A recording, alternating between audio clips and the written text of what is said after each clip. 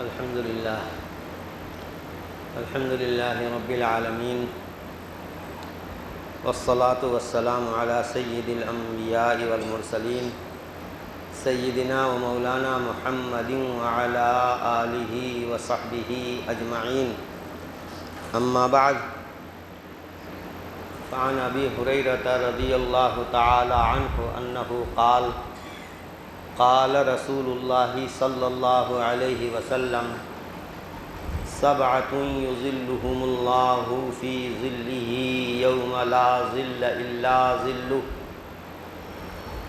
إمام عادل وشاب نشأ في عبادة الله ورجل قلبه معلق بالمساجد ورجلان تحابا في الله اجتمعا عليه وتفرقا عليه ورجل طلبته امرأة ذات منصب وجمال فقال إني أخاف الله ورجل تصدق بصدقة فأخفاها حتى لا تعلم شماله ما تنفق يمينه ورجل ذكر الله خاليا ففاضت عيناه أو كما قال عليه الصلاة والسلام. میرے محترم بزرگوں، عزیز دوستوں اور بھائیوں، یہ دنیا کی زندگی چند روزہ ہے اور ایک وقت آئے گا کہ پوری دنیا فنا ہو جائے گی اور پھر سور پھونکا جائے گا تو جتنے مردے تھے پہلے سور میں تو سب مر جائیں گے اور دوسرے سور پھر پھونکا جائے گا، دوسرا سور، تو سب اٹھ کھڑے ہوں گے اور سب تیزی کے ساتھ میدان محشر کی طرف بھاگ رہے ہوں گے. اور میدان محشر اللہ کی پناہ، اللہ کی پناہ. میدان محشر اتنا بھیانک منظر ہوگا، سوا نیزے کے برابر سورج ہوگا، دماغ کھولتا ہوا ہوگا، آدمی پسینے میں شرابور ہوگا، نفسی نفسی کا عالم ہوگا، کوئی کسی کو نہیں پہچانے گا. یوم یفر المرء من اخیہ و امہ و ابیہ، آدمی اپنے بھائی سے بیگانہ ہو کر بھاگے گا، ماں سے بھاگے گا، باپ کو نہیں پہچانے گا، بیوی کو نہیں پہچانے گا. اللہ اکبر. دوست یار کوئی نہیں، نفسی نفسی کا عالم ہوگا، سب پریشان حال ہوں گے. ایسے ہولناک بھیانک صورتحال میں کچھ ایسے بھی اللہ کے بندے ہوں گے خوش نصیب کہ ان کو وہ سرکاری مہمان ہوں گے، اللہ کے سرکاری مہمان ہوں گے اور فرشتے لپک لپک کے ان کو لا کر عرش الہی کے سائے میں بٹھائیں گے. تتلقاہم الملائکہ، رحمت کے فرشتے ان کا استقبال کریں گے اور ان کو لا کر عرش الہی کے سائے میں جگہ دیں گے، وہاں بیٹھائیں گے اور وہ ٹھنڈی ٹھنڈی سانس ہواؤں میں بہت لطف اندوز ہو رہے ہوں گے. کیا خیال ہے کہ آگے ان کا حساب کتاب ہوگا؟ نہیں. امیگریشن افسر ان سے کہیں جائیے، آپ کا تو پہلے ہی سے بالکل سب کچھ اوکے ہے، بلا حساب و کتاب جنت میں داخل ہوں گے. وہ سرکاری مہمان ہوں گے اور من چاہی سٹ ان کو ملے گی، جو وہ چاہیں گے وہ ان کو ملے گا. یہ کل قیامت میں عرش الہی کے سائے میں جن خوش نصیبوں کو جگہ دی جائے گی، یا اللہ کیا کر کے آئے؟ وہ عام انسانوں کے ساتھ سے الگ ان کے ساتھ یہ امتیازی برتاؤ، امتیازی سلوک اور یہ اکرام کا معاملہ کس بنیاد پر کیا گیا ہے؟ ان 6 آدمیوں کے کیا سرخاب کے پر لگے ہوئے تھے؟ ہاں، انتہائی درجے کا مجاہدہ کر کے وہ آئے ہیں اور انتہائی اعلیٰ درجے کا اخلاص ان کی زندگیوں میں، ان کی عبادتوں میں رہا ہے۔ یہ دو چیزیں قدر مشترک ہیں ان ساتوں میں۔ فرمایا سبعۃ یظلھم اللہ فی ظلہ، 7 قسم کے وہ بندے ہیں کہ جن کو اللہ تعالیٰ اپنے سائے میں جگہ دیں گے، عرش الہی کا سایہ ان پر ہوگا، اور وہ جس دن کی اللہ عرش کے سائے کے علاوہ کوئی سایہ ہی نہیں ہوگا، نہ کوئی درخت، نہ کوئی سائبان، نہ کوئی عمارت، کچھ نہیں، صرف عرش الہی کا سایہ ہوگا۔ اس عرش الہی کے سائے میں 7 گنتی کے ساتھ نہیں، وہ 7 صفات کے حاملین ہوں گے جن کو عرش الہی کے سائے میں ٹھہرایا جائے گا، جگہ دی جائے گی۔ وہ کون کون لوگ ہیں؟ امام عادل، امام پیشوا، مقتدا، ذمہ دار، انصافور بادشاہ۔ امام عادل، انصافور بادشاہ، جو رعایا کے حق کو ادا کرتے ہوئے، ہر ایک کا حق ادا کرتے ہوئے حکومت کر گیا ہے۔ حکومت بادشاہت آسان کام نہیں ہے، سمجھ رہے ہیں نا؟ صرف خالص دنیا دار کے لیے تو بڑی کامیابی ہے، اظہار وارے کے نیارے ہو جائیں گے، جو چاہیں گے کر لیں گے، بینک بیلنس بنا لیں گے، خوب جائیدادیں بنا لیں گے، ایسا ہوگا ویسا ہوگا۔ لیکن جو اللہ سے ڈرنے والا حاکم ہوگا، اس کے لیے بہت بڑی مصیبت ہے یہ حکومت۔ کتنوں ہی آدمی ذمہ داری پر اچھا سے اچھا کرنے کی کوشش کرتا ہے کہ کچھ لوگ ضرور شکایت کرتے ہیں بلا وجہ۔ جس کی خواہش پوری نہیں ہوتی، چاہے وہ جائز ہو یا ناجائز ہو، جس کی ڈیمانڈ اور مانگ پوری نہیں ہوتی، اس کی نظر میں وہ بادشاہ بہت کمزور ہے، بہت خراب ہے، ظالم ہے۔ آدمی اپنے کو نہیں دیکھتے کہ ہم حقدار ہیں اس اکرام کے یا نہیں، لیکن چاہیں گے ہر ایک کہ ہم کو جو ہے بہت اعلیٰ درجے سے نوازا جائے، ہمارے ساتھ بڑی رعایت کا معاملہ کیا جائے۔ تو کتنوں ہی آدمی انصاف کے ساتھ پھونک پھونک کر قدم اٹھائے، ضرور لوگ اس کی شکایت کریں گے، لیکن نہیں۔ انصافور بادشاہ، ہر حق والے کو اس کا حق ادا کرنے کی کوشش کرنے والا ذمہ دار۔ قربان جائیے، میرے آقا صلی اللہ علیہ وسلم کے الفاظ بڑے نپے تلے ہوتے ہیں۔ امام کا لفظ کہا، بڑا بادشاہ، چھوٹا گورنر، حکومت ضلعی سطح کا حاکم، ڈی ایم، پردھان، چیئرمین، گھر کا ذمہ دار۔ کیوں؟ کلکم راعٍ وکلکم مسئول عن رعیتہ، تم میں کا ہر شخص ذمہ دار ہے، چاہے وہ چھوٹا ذمہ دار ہو، چاہے بڑا ذمہ دار ہو، ڈھیر بڑا ذمہ دار ہو، چاہے چھوٹا ذمہ دار ہو، بڑا ذمہ دار ہو، ڈھیر بڑا ذمہ دار ہو۔ کلکم راعٍ، تم میں سے ہر شخص ذمہ دار ہے، اور کل قیامت کے دن پوچھا جائے گا جن لوگوں کی ذمہ داری اور جن لوگوں کی نگہداشت اور حفاظت، نگرانی تمہارے ذمہ لگائی گئی تھی، تم نے ان کا کہاں تک حق ادا کیا؟ تو اس لیے یہ نہ سمجھیں خالی پردھان اس کا مخاطب ہے، چیئرمین اس کا مخاطب ہے، نہیں، ہم بھی اس کے مخاطب ہیں، کیونکہ ہمارے ماتحتی میں بھی ہماری اولاد، ہمارے گھر والے ہماری ذمہ داری ہیں، اور وہ ہمارے ہاتھ میں امانت ہیں، ان کا حق ادا کرنا ہماری ذمہ داری ہے۔ جب ہم ان کا حق ادا کر کے اللہ کے سامنے جائیں گے، واقعتاً اتنا بڑا مجاہدہ ہوگا یہ ہمارا، اللہ اس مجاہدے کی وہ قدر فرمائیں گے کہ عرش الہی کے سائے میں جگہ عطا فرمائیں گے۔ اس بندے کو میں نے ایک ذمہ داری دی تھی، اس نے اس ذمہ داری کا حق ادا کیا، اور کسی کے ساتھ ظلم، زیادتی، ناانصافی اس نے نہیں کی ہے۔ واقعتاً جو ذمہ داری کو مدرسے کا ناظم ہی کیوں نہ ہو، وہ بھی ذمہ دار ہے، اور کل قیامت کے دن پوچھا جائے گا کہ جو ذمہ داری تمہارے حوالے کی گئی تھی، کل تم نے اس ذمہ داری کا کہاں تک حق ادا کیا۔ کلکم راعٍ وکلکم مسئول عن رعیتہ۔ تو معلوم یہ ہوا کہ یہ ذمہ داری جو ہے نا یہ آسان چیز نہیں ہے۔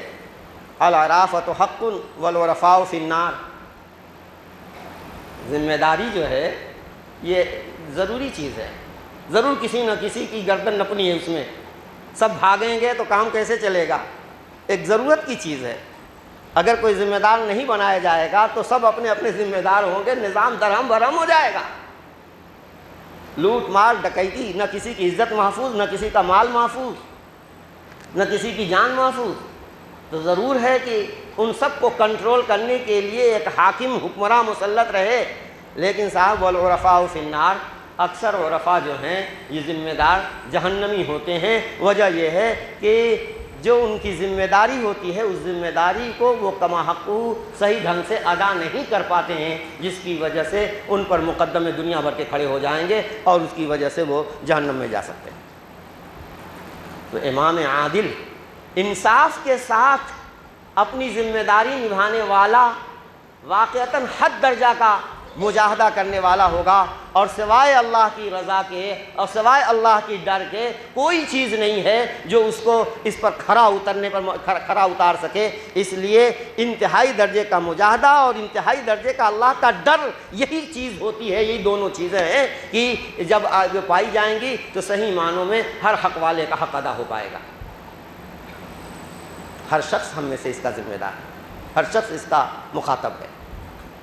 دوسرا وہ شخص شاب نشأ فی عبادت اللہ، ارے وہ نوجوان جس نے اپنی جوانی اللہ کی بندگی میں گزاری، جس نے اپنی جوانی اللہ کی بندگی میں گزاری۔ جوانی اندھی ہوتی ہے، جوش ہوتا ہے، خون گرم ہوتا ہے۔ آدمی اگر کوئی ہمارے ساتھ وہ بدسلوکی کرے تو اینٹ کا جواب پتھر کے ذریعے دینے پر آدمی قادر ہوتا ہے۔ اس نے تو صرف گالی دی ہے، ہم اس کا سر توڑ سکتے ہیں، ہم اس کا ہاتھ پیر توڑ سکتے ہیں، لیکن نہیں، اس جوانی کو کہ جوش کو قابو میں کرنے کی ضرورت ہے۔ جوانی اندھی ہوتی ہے، اور اس میں جو نوجوان اپنی خواہشات نفس پر کنٹرول کر لے گا اور اللہ سے ڈرتے ہوئے اللہ کی بندگی کرے گا کہ اللہ کا تقاضا کیا ہے اس موقع پر۔ ماں باپ بوڑھے ہیں، اکثر ان سے ایسی حرکتیں، بچوں والی حرکتیں سرزد ہو جاتی ہیں۔ اس وقت نوجوان اولاد جو ہے ڈانٹ دیتی ہے کہ آپ کو اس کے علاوہ بک بک کرنے کے علاوہ آپ کا اور کام ہی کیا ہے۔ میرے دوستو، اور بھی بہت سے مواقع ہوتے ہیں۔ خواہش نفس، جنسی خواہش شباب پر ہوتی ہے، بد نگاہی، بد نظری، زنا کے مواقع بہت ہیں، اور آج کے دور میں اللہ خدا کی پناہ، خدا کی پناہ، ہر شخص کے ہاتھ میں، ہر نوجوان کے ہاتھ میں یہ جھنجھنا ہے ملٹی میڈیا موبائل، جس میں دنیا بھر کی غلاظتیں بھری ہوئی ہیں۔ آپ کے اختیار میں ہے، جتنا چاہو فحش سے فحش، خراب سے خراب موویز اس کے اندر بھری ہوئی ہیں۔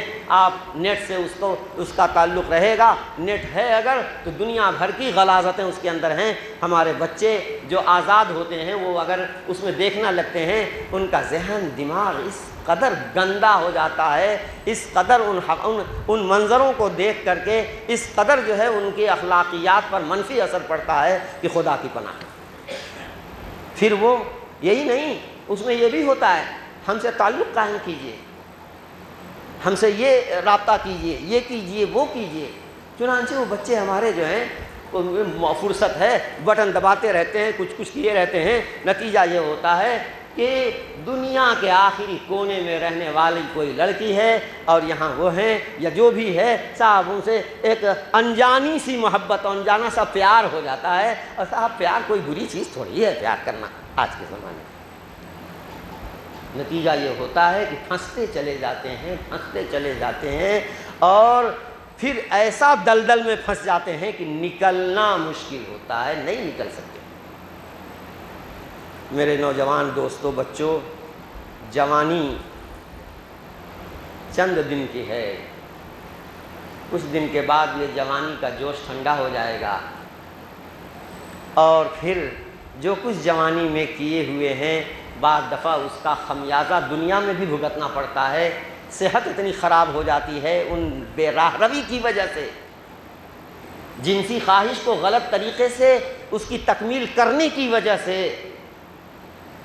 ایسی بیماریاں لگ جاتی ہیں، ایسی بیماریاں لگ جاتی ہیں کہ وقت سے پہلے آدمی بوڑھا ہو جاتا ہے اور بیوی ہوتے ہوئے بھی ناکارہ رہتا ہے، اور صاحب وہ بیوی کا جب حق نہیں ادا ہوتا تو وہ دوسرے سے تعلق قائم کر لیتی ہے اور کچھ کہہ بھی نہیں سکتا، کیونکہ اب خود کیے ہوئے کا کوئی علاج نہیں۔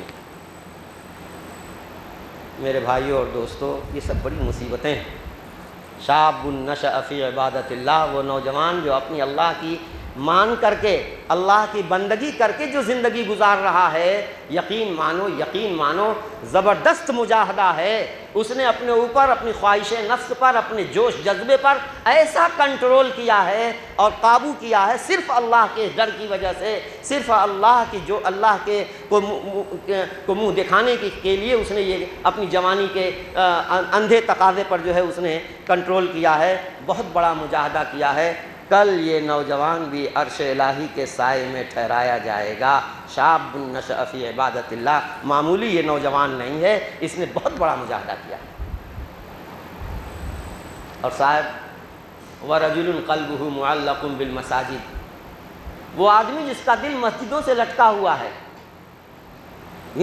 مسجدوں سے جس کا دل لٹکا ہوا ہے، وہ کیا ہے؟ ایک نماز پڑھ کے آیا، حدیث میں ہے کہ بندہ ایک نماز کے بعد دوسری نماز کے انتظار میں جب رہتا ہے تو پورے وقت میں وہ نمازی کے حکم میں لکھا جاتا ہے۔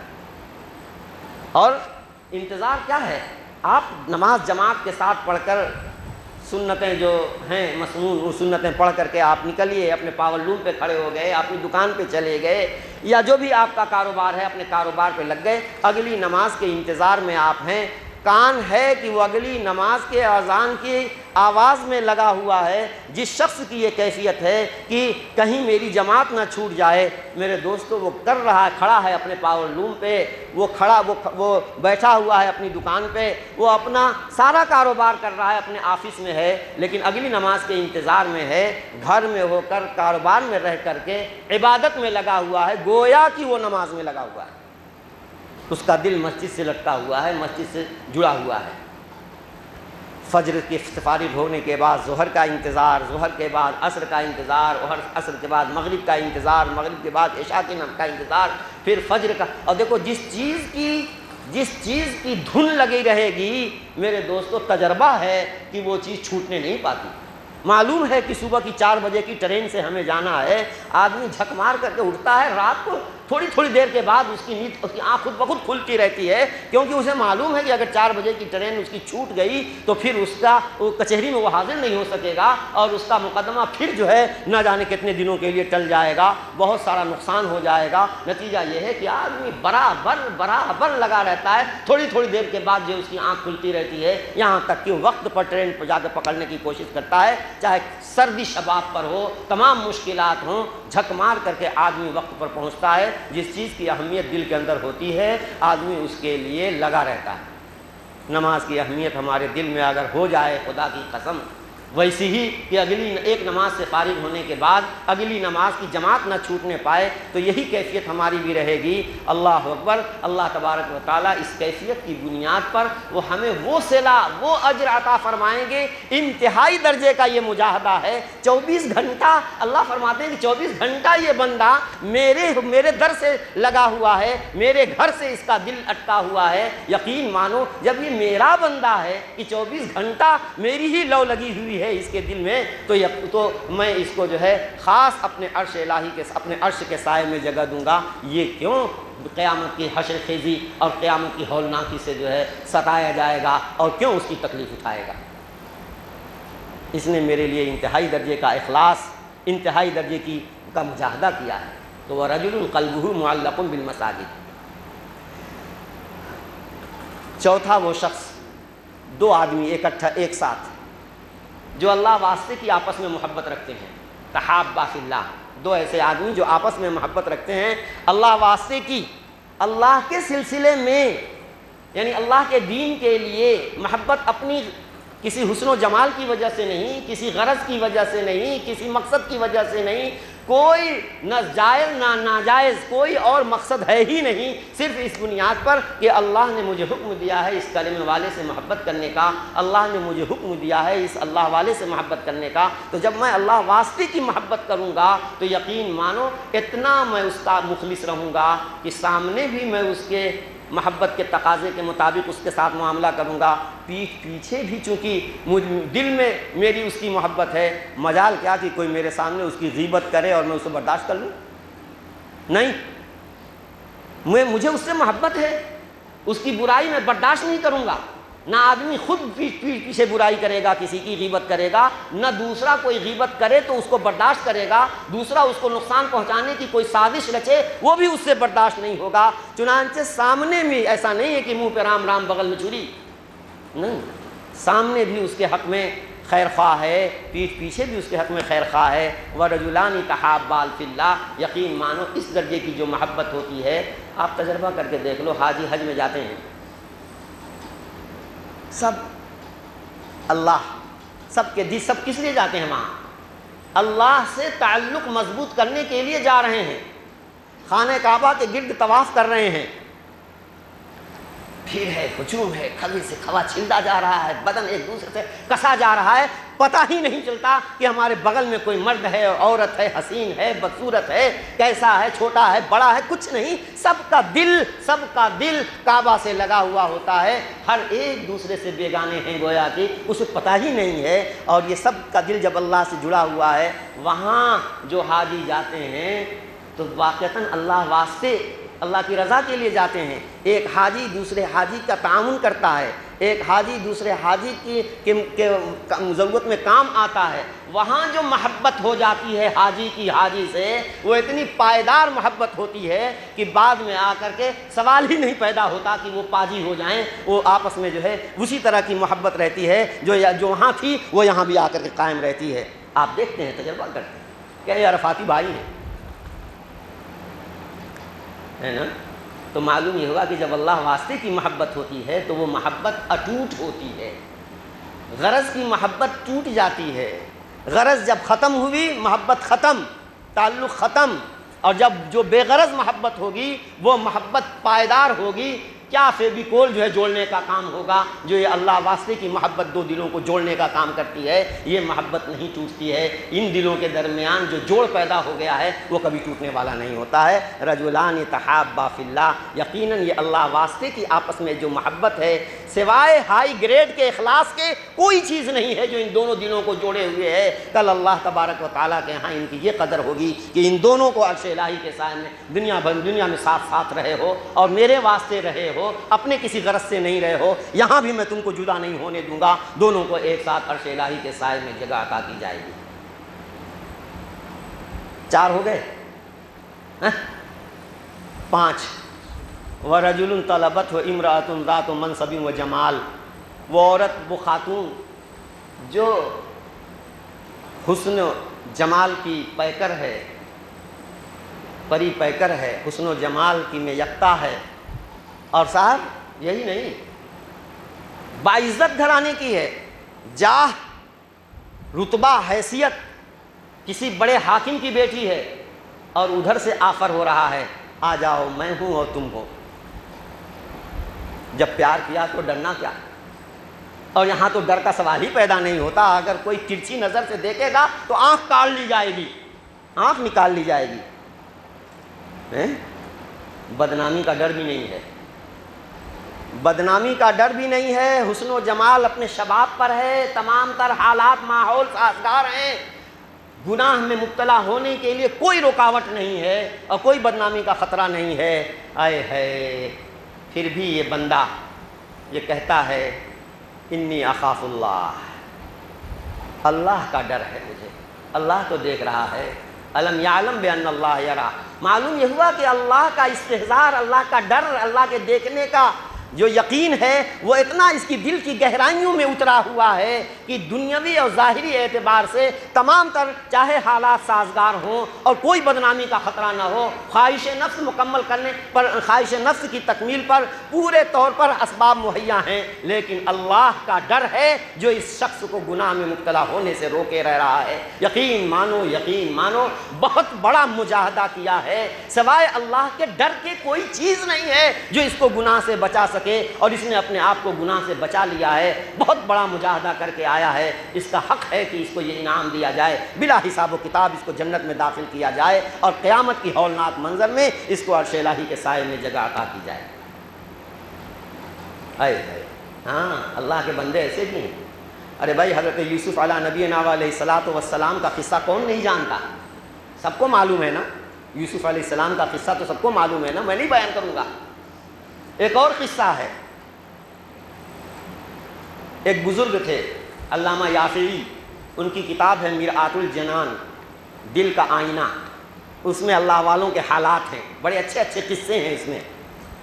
ایک اللہ والے بزرگ وہ کہتے ہیں کہ ایک نوجوان میرے پاس آتا جاتا تھا، اور صاحب اس کے جسم سے، کپڑوں سے ایسی عجیب و غریب خوشبو آتی تھی کہ ویسی خوشبو تو میں نے کبھی دنیا میں سونگھی ہی نہیں، عجیب و غریب خوشبو۔ میں اس سے پوچھتا تھا کہ بیٹے یہ کون سا عطر لگاتے ہو؟ وہ اپنا مسکرا کر ٹال دیا کرتا تھا، باجی بس ٹال دیتا تھا۔ ایک دن میں اس کے سر ہو گیا کہ نہیں، بتانا پڑے گا تم کون سی خوشبو استعمال کرتے ہو، تمہاری یہ خوشبو مجھے بہت پسند آئی۔ میں نے کہا سنیے، یہ کوئی خوشبو نہیں میں لگاتا ہوں، کوئی عطر وطر نہیں لگاتا ہوں، یہ تو میرے اور میرے اللہ کے درمیان کا ایک معاملہ ہے۔ میں ایک تاجر کا بیٹا تھا، میرا حسن و جمال آپ دیکھ ہی رہے ہیں۔ میرا باپ کبھی کبھی دکان پہ بیٹھا دیا کرتا تھا، ادھر سے ایک خاتون گزرا کرتی تھی خوبصورت، اس کا دل میرے اوپر آ گیا۔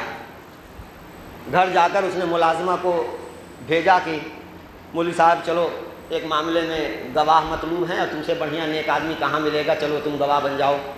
میں کہا چلو بھائی نیک کام میں دیر کیا، چلا گیا میں اس کے ساتھ۔ وہ ایک گھر میں لے گئی، دروازہ در دروازہ کواڑ ایک دم لے جا کر کے اندر ایک کمرے میں پہنچا دیا۔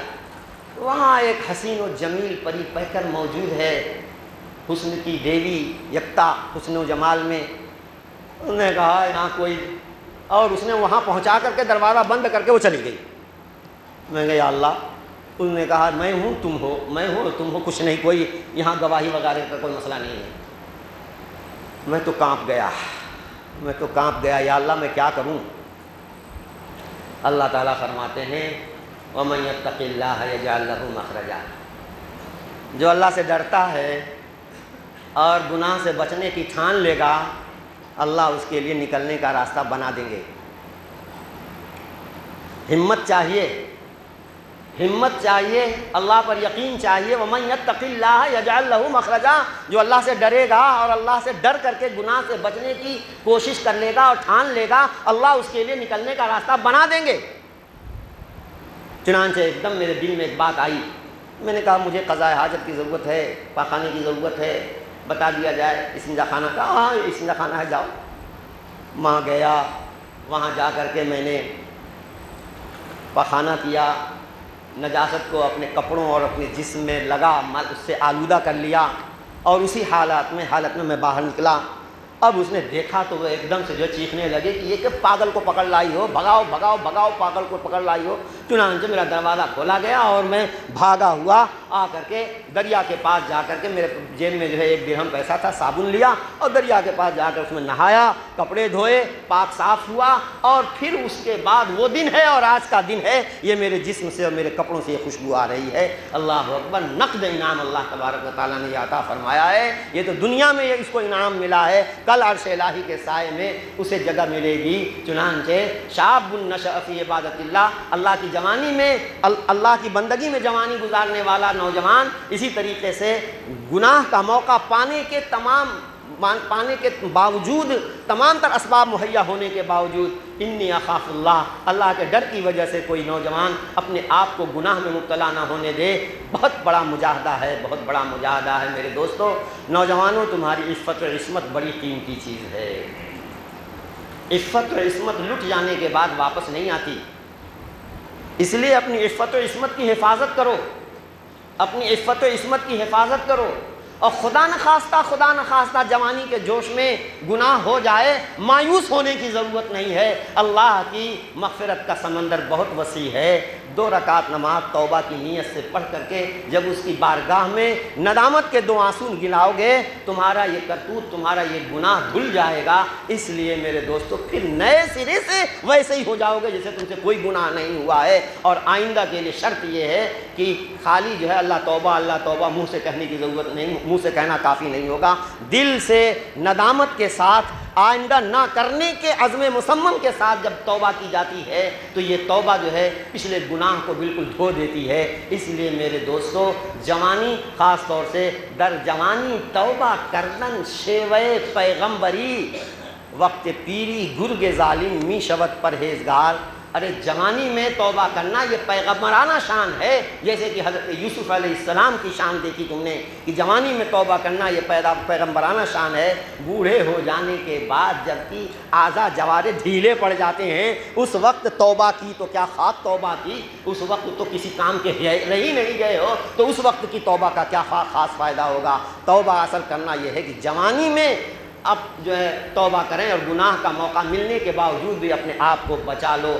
میرے دوستو بہت حالات خراب ہیں، جوان لڑکوں اور جوان لڑکیاں، نہ جوان لڑکوں کی عفت و عصمت محفوظ ہو پا رہی ہے، نہ لڑکیوں کی عفت و عصمت محفوظ ہو پا رہی ہے۔ لیکن یقین مانو کہ یہ تھوڑی دیر کے لیے ایک تھوڑی دیر کا مزہ ہے، پھر تو اس کے بعد جو گناہ کی نحوست مسلط ہوتی ہے، نہ کوئی نیک کام کرنے کا جی چاہتا ہے، نہ یوں ہی دل لگتا ہے، نہ کوئی اچھا کام کرنے کا جی چاہتا ہے۔ روزمرہ کا جو معمول ہوتا ہے وہ بھی آدمی سے نہیں کیا جاتا، کیونکہ وہ ایک پہاڑ سا ہوتا ہے جو گویا کہ اس کے سر پر مسلط ہے۔ اس کی زندگی کا تمام چین سکون اور اس کی تمام زندگی کی شادابی اور زندگی کی تمام تر رونق گویا چھن گئی ہے۔ گناہوں کے یہ اثرات ہوتے ہیں میرے دوستوں۔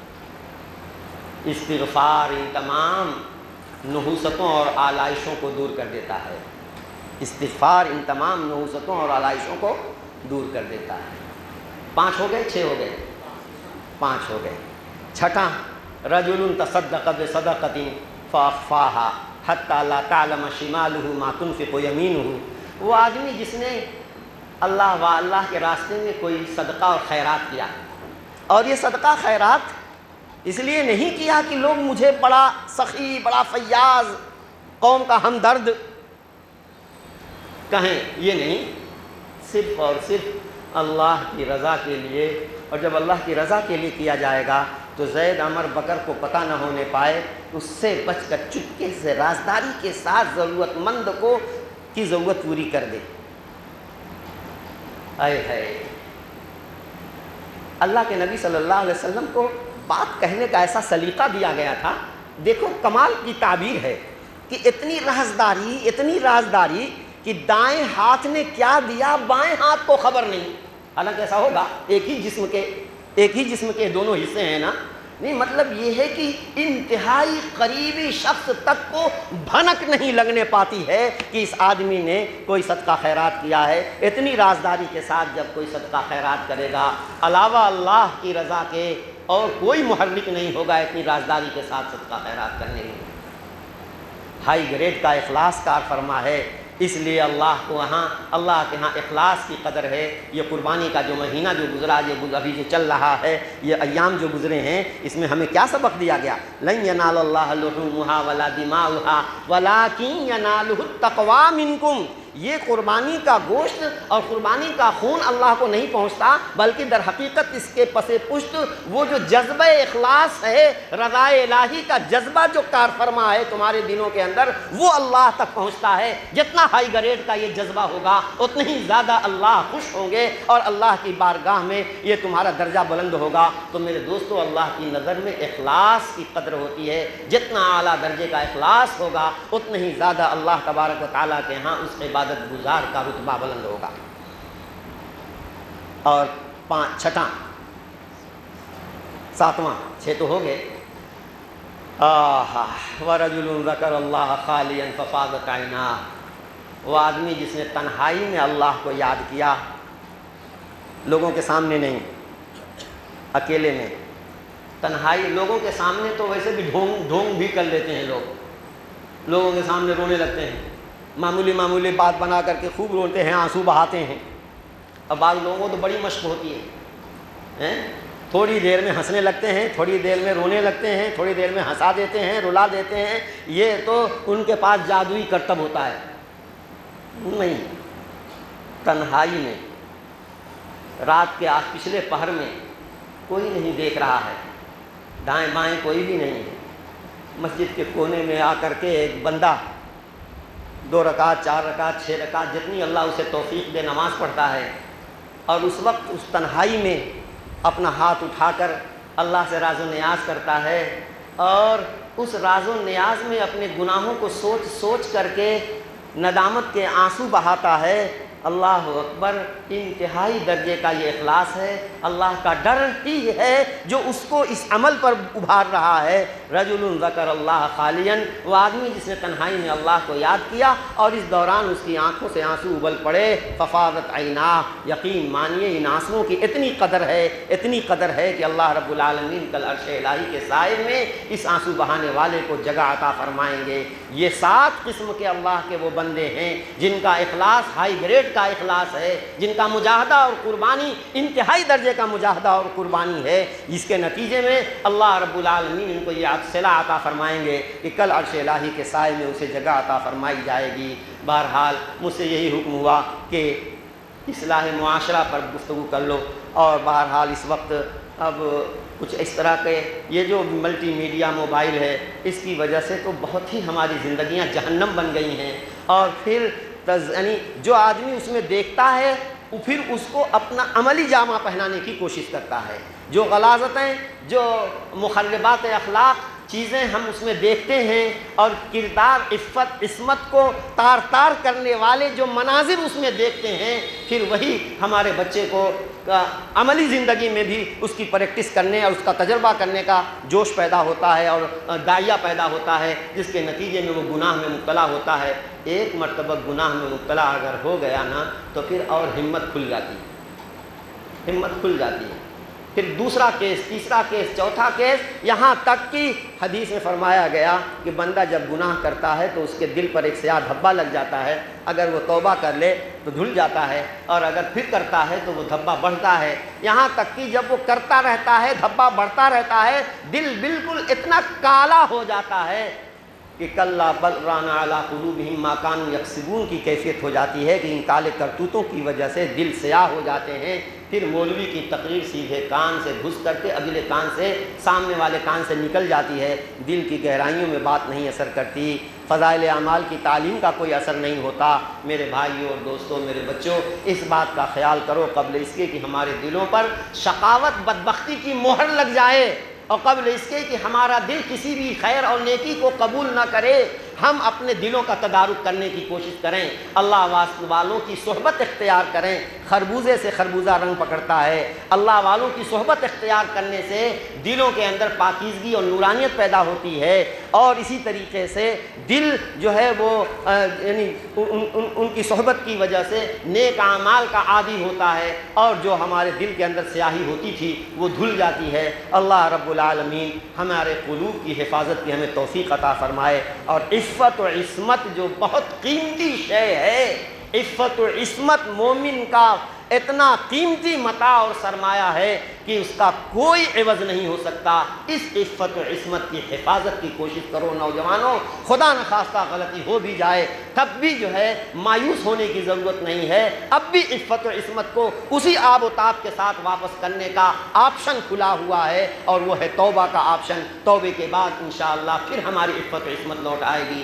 اللہ سبحانہ و تعالیٰ مجھے بھی اور آپ کو بھی ان صفات کا خوگر بنائے، اور اللہ اپنے دیکھو بھائی کامیابی جو ہوگی وہ اللہ کے فضل سے ہوگی، اللہ سے توفیق مانگا کریں، اللہ اپنی مغفرت اور اپنی رضا کے کاموں کی ہمیں توفیق عطا فرما، اور اپنی ناراضگی کے کاموں سے اللہ ہماری حفاظت فرما۔ وآخر دعوانا الحمدللہ رب العالمین۔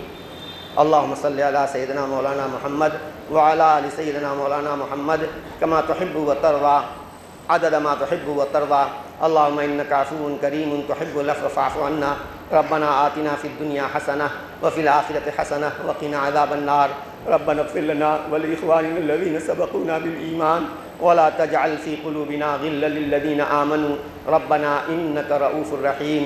اے اللہ تو اپنے فضل و کرم سے ہماری گناہوں کو معاف فرما، مولا مغفرت فرما ہماری، ہمارے والدین کی، ہمارے گھر خاندان سے جو اس دنیا سے چلے گئے، اللہ ان سب کی مغفرت فرما۔ اے اللہ جن کی مغفرت آپ نے فرما دی ان کے درجے بلند فرما۔ مولا ہماری اس مجلس کو قبول فرما لیجئے، جو کہا گیا ہے کہنے والے کو بھی اور جو سنا گیا ہے سننے والے کو بھی عمل کرنے کی توفیق مرحمت فرما، اپنی مرضیات کی توفیق عطا فرما، نامرضیات سے ہم سب کی حفاظت فرما، گناہوں سے ہماری حفاظت فرما۔ اے اللہ طاعات کا شوق عطا فرما، گناہوں سے وحشت عطا فرما، سنت سے محبت عطا فرما، بدعت سے نفرت عطا فرما۔ اے اللہ محض اپنے فضل سے عرش الہی کے سائے میں جگہ عطا فرما۔ اے اللہ ہر خیر سے ہم سب کو مالا مال فرما، ہر قسم کے شر، فتنے، آفت، بلا، مصیبت، بیماری سے محفوظ فرما۔ مولا آپ کے بندے حسن ظن کی بنیاد پر ہم سے ہمارے بڑوں سے دعاؤں کے لیے کہا کرتے ہیں، مولا سب کو ان کے جائز مقاصد پورے فرما دیجئے۔ میرے مولا ان کی تمام جائز حاجتیں پوری فرما دیجئے۔ جو کسی بھی طرح کی پریشانی، مصیبت، بیماری میں مبتلا ہو، مولا اس کی مصیبت و بیماری سے اسے نجات عطا فرما دیجئے۔ جن گھروں میں نوجوان لڑکے لڑکیاں غیر شادی شدہ پڑے ہیں، اے اللہ مناسب جوڑ عطا فرما کر جلد از جلد شادیوں سے فراغت عطا فرما۔ اے اللہ ہمارے جوانوں کے عفت و عصمت کو محفوظ فرما اور عفت و عصمت کو تار تار کرنے والے اسباب سے ہمارے جوانوں کی حفاظت فرما۔ اے اللہ ہر خیر سے ہم سب کو مالا مال فرما، ہر قسم کے شر سے حفاظت فرما۔ ربنا آتنا فی الدنیا حسنہ وفی الآخرۃ حسنہ وقنا عذاب النار۔ ربنا تقبل منا انک انت السمیع العلیم وتب علینا انک انت التواب الرحیم۔ وصلی اللہ تعالی علی خیر خلقہ محمد وآلہ وصحبہ اجمعین برحمتک یا ارحم الراحمین۔